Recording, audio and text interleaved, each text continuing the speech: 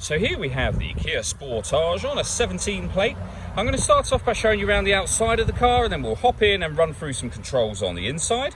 But from the outside, you can see it's a 5-door car with alloy wheels and tinted windows. Let's start off inside the boot and then work our way around the rest of the car from there. As we approach the back of the car, you can see we have reversing sensors. This car's also got a reversing camera, loads of boot space as well, along with that 60-40 split folding rear seat. And then underneath this tray section, a space saver spare wheel should you need that. Okay, so we're just going to work our way back round to the front of the car, and then we'll hop in and run through some controls on the inside. But now that we've done a full circle of it, you can see it's in excellent condition the whole way round. Just briefly before we climb in, I think it's well worth seeing the interior from this exterior point of view. There's plenty to run through on the dashboard, so let's hop in and we'll do that now. Okay, now that we're inside the car, we're going to start with the dials. On the left-hand side, we have the rev counter, and on the right-hand side, the speedometer and fuel gauge. In the middle, you can see the total miles for this car, which are 26,288. Above that, we have a digital readout for the speedometer. You can change the information that's displayed there for various bits of trip computer information using buttons on the steering wheel, and there are other menus available as well to you. So satellite navigation, lane assist, your audio menu, service and intervals, and then user settings, and then back round to the beginning again. And those buttons that I was using are just here. We've also got cruise control and speed limiter over that side. On the left-hand side, we have stereo and phone controls, including voice activation for the phone. You can only use the phone controls after such time as you pair the phone up, of course. And that is done over on the touchscreen just here. Hit the phone icon and then follow instructions on screen from there. When it comes to music, you've got the radio. This car has got FM, AM and DAB, as you can see.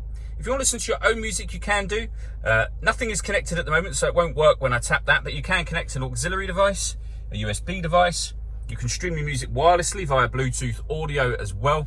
And then on the next screen, you'll see this car's also got Apple CarPlay on top of that. We also have satellite navigation. There's a full video that shows how that works on our website and also on our YouTube channel. And if I pop the car into reverse, you'll see we have a full color reversing camera with guidelines showing you what direction the car is headed in relation to the image being shown on the screen. Working our way down, we have the main volume for the stereo.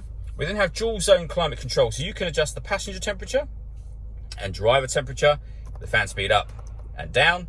You can determine where you'd like the air to be diverted once it enters the car, and all adjustments show along the top of the screen just there.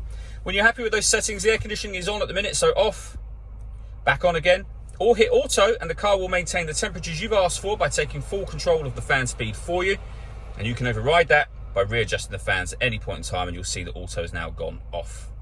We have heated driver's seat and passenger seat, both with 3 different heat settings each, 2 12-volt charging sockets underneath these, and then we have auxiliary and USB input that I mentioned a moment ago.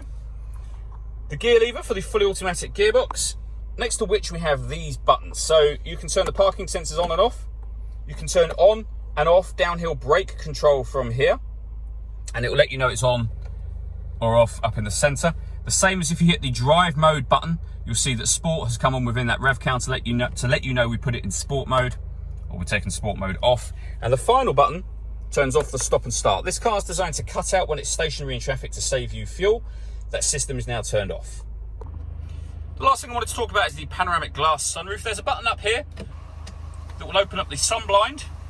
You can just leave it as the sun blind open, or as you can see, you can open the front section as a full-size sliding sunroof as well. All that leaves me to say is thank you for taking the time to watch this video. If you'd like to come and see the car in person and have a test drive, please feel free to call any of our MJA sites. We'd love to hear from you soon.